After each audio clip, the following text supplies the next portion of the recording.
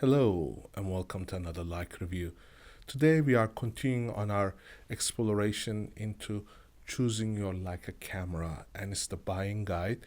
And we have talked about in our previous episodes about the point and shoot type of cameras Leica produces. We talked about the rangefinder type of cameras, and now we are going to be talking about the mirrorless type of camera that Leica produces, which is Leica SL. Now, I would like to talk basically about how this camera came about, what it is intended for, and what it has advantages over the other type of cameras that are in their lineup. So, without further ado, let's begin about the mirrorless type of cameras. Now, mirrorless type of cameras, which became the mainstream of cameras that and the most popular type of cameras by introduction of various cameras from other manufacturers, continued on to become the preferred choice. So even the camera companies that resisted changes going from DSLR to mirrorless have somewhat yielded into entering the market for mirrorless cameras. So what I'm basically talking about are the cameras like the Canon, which refused to have mirrorless cameras and have gone on to produce the EOS R. And for example, Nikon cameras, they produce the Z series. So we are seeing this rapid changes in the way that the people are changing their purchasing decisions because they're going from photography as well as to video. And the younger generation that takes photographs is also using it for video. That is why the popularity of Panasonic cameras like the Lumix series, GH5 and GH4 became very streamlined, and those are the mirrorless cameras that were being used. And then Sony, there with their A7 series, have also made a serious mark in mirrorless technology. So it is no surprise that Leica has created Leica SL. Now, if you take out Leica SL and look at Leica's lineup of cameras, you'll find there are basically two types. One is the point and shoot cameras that are intended for mass market, where the individuals who are not professionals can purchase it and use it. And then there are the rangefinder type of cameras. Only small segment of camera users and professionals use it, and mostly they are used for reportage and street photography or interviews, and that is a very small segment, and again not the first choice when it comes to professional applications. And then we had Leica's medium format cameras, which is the S line of cameras, obviously very expensive, very popular, and cameras that are intended for professional use only.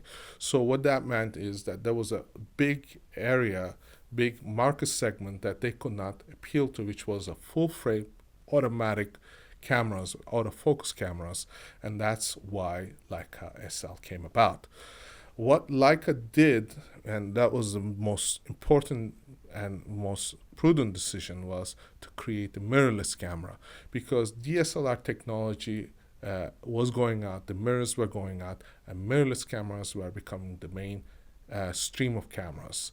Now, those who don't know much about the differences, I will explain this. And the major advantage of mirrorless cameras is there is no mirror that flips up and down, and in effect there is less moving parts in a mirrorless camera, and the fact that the lens is closer to the sensor creates better images, creates more sharper images, because the distance, the flange distance, is much smaller. And also having these cameras without the mirror creates a more slim camera, a more streamlined camera, which makes it easier to carry, easier to hold, and oftentimes it's lighter than a full frame DSLR type of camera.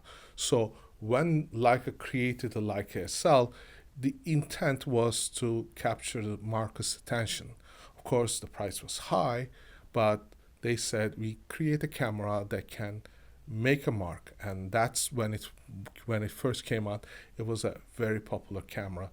it immediately took attention because it was 11 frames per second, which was a very fast shooting rate.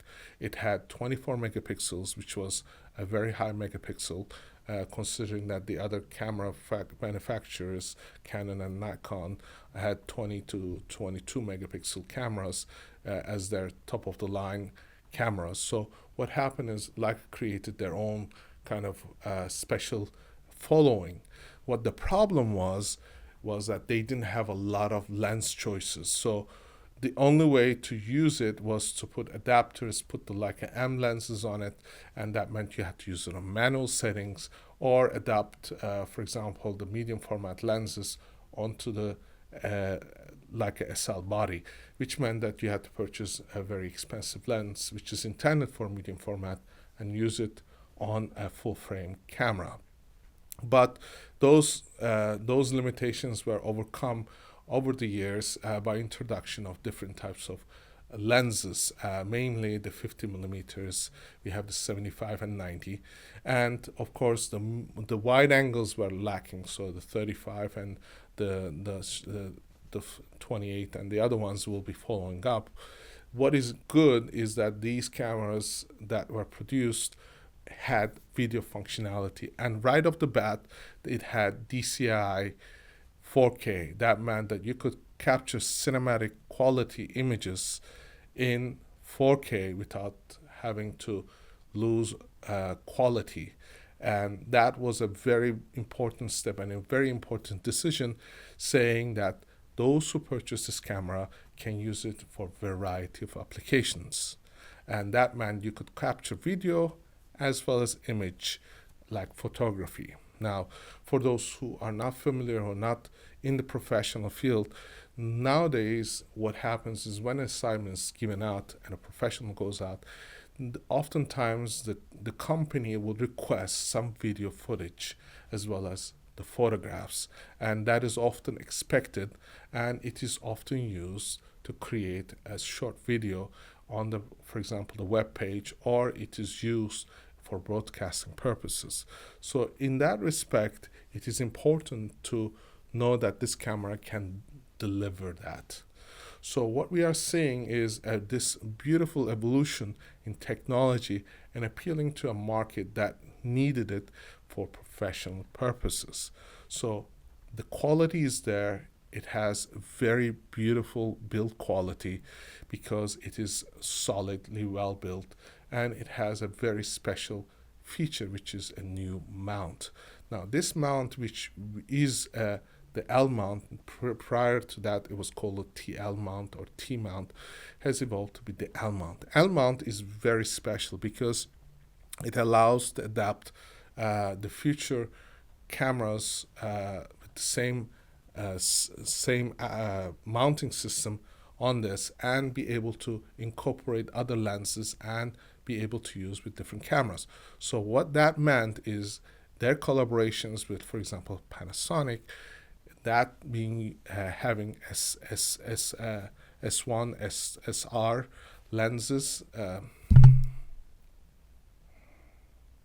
their collaboration with Panasonic created what called the L mount, and that L mount allows the Leica lenses to be mounted on Panasonic cameras, and it's going to be vice versa. That means a wider range of lenses, more adaptable, more malleable use for professionals if they wanted to go from one type of camera to another, or to have the choice of between different lens manufacturers. What is beautiful is the quality of the lenses that come with Leica. Prime lenses are incredible, and their other lenses that they have in their lineup, the zoom lenses, although quite slow and although not fixed aperture, provide very good quality. What is interesting though is the route that Leica took. Normally, if you look at what Canon and Nikon and other manufacturers are doing, is they provide a standard 24-70 f2.8. There is no such lens in Leica SL's lineup. So what you're doing is you're going for a different type of focal length in the zoom range. You're not getting the standard 70-200 f2.8. This does not exist. It's not in Leica's lineup. So what they have is a variable aperture. And fixed aperture is very important because then you don't have to change the ISO setting. You don't have to change a lot of the settings if you're going from one zoom range to another. And as you do so, the maximum aperture that you have it at changes from f2.8 to f4. That means all the settings have to be changed in the camera, and the calculations that it needs to be made, and the rendering is going to change. So this is why it is important to have a fixed aperture in the zooms. We don't have that. It's a very different thing. What we have is this all-purpose kind of zooms that are in Leica SL's lineup that's going to remain there. They're heavy, they're big. It is intended to service those professionals that are looking to do certain types of photography. That especially is intended for wedding photographers. They can use it, they can have their photographs very efficiently, very fast, by going from one end of the zoom range to the other, still getting very accurate images. Having said that, the competition is fast. Competition is very fierce. So what you're having is, for example, on the mirrors, and Canon has come out with 24-8 to 70 f2. Now that equates to a summicron, and a summicron in itself is a rather fast lens. So again, a zoom lens that is going to have this kind of a range with almost a prime lens aperture is very rare, and that is why there is fierce competition, and that's why companies had to step up their game. Leica SL still is a very expensive camera, still very expensive lens combinations, but the results are very good. The color renditions are there, the accuracy is there, the sharpness is there, the micro contrast is there. This is why it is a worthwhile investment. Having said that, we are going to probably see a change when the Leica SL2 comes out, which is probably going to have, again, a much higher megapixel count, which is probably going to be 47.3 megapixels, because that is what was introduced earlier on. And this is what we are looking in for as the future of Leica SL's evolution. Now, the Leica Q2 has that 47.3. We should be seeing it in Leica SL's new version, which is the SL2, and that remains to be seen. What is important, though, is the quality. The quality, the 47 megapixels that will be coming up, is going to render a more defined image. It's going to render more accuracy, more micro contrast. It's going to give you more detail as you blow up these images, or look for those details that separate the image. What is beautiful is the fact that the technology that exists, the quality of glass, the optics that are used in the lenses, is going to be there to be able to resolve for that sensor. What people miss out, and this is very important, is they buy a camera, and that's a high megapixel camera, but they put a cheap lens on it. And when you do that, it does not resolve sufficiently to take advantage of those higher resolutions. In the case of Leica SL, the lenses are there to provide a very high degree of detail and be able to resolve for that sensor. It is for that reason buying a purchasing decision on a Leica SL is a good investment if you are going to purchase the additional lenses that come from that lineup. And for that, what I recommend oftentimes is to buy the standard lens, which is the 50mm, and advance to 75 and 90 if you are going to do portrait type of photography, or you're going to use it for professional applications where you may want to capture weddings and other things. Having said that, most people will be inclined to get the zoom lenses. Those are still an option, and great versatility lies there. There is nothing wrong with purchasing a zoom lens and using it for a certain number of years and then upgrading to prime lenses, or having some prime lenses and loose zoom lenses in combination for your professional work. My point of view, on the Leica SL, which I love using for variety of applications, is the fact that the image sizes, the files, are very easy to manage because they are 24 megapixels. It's more than sufficient for printing, more than sufficient for press, or more than sufficient for online. So it gives you that flexibility. You capture it, you send it. It's not a ton of files sizes when you transfer it into your computer. The computer works fast editing, and this is the reason it's a very good for professional workflow. And from a professional perspective, this is important. What will happen in the future is as these megapixels grow, we will see the cameras also going to be able to transfer these datas faster onto their memory cards, and then when you put it into your computers are going to also advance with technology, being able to render these images. But at this current time, Leica SL is probably the ideal mark in attaining good quality on a full frame sensor. And this camera is a good investment for many years to come.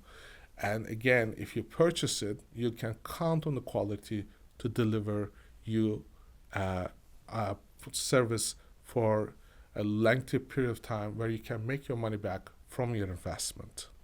So this is the wrap up for the mirrorless. If you have any questions, please post them on our review. You can ask us questions. We can send you links.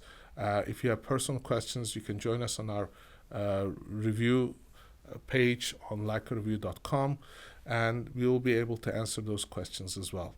And I thank you for watching. Please join us in our next review as we look at the medium format cameras.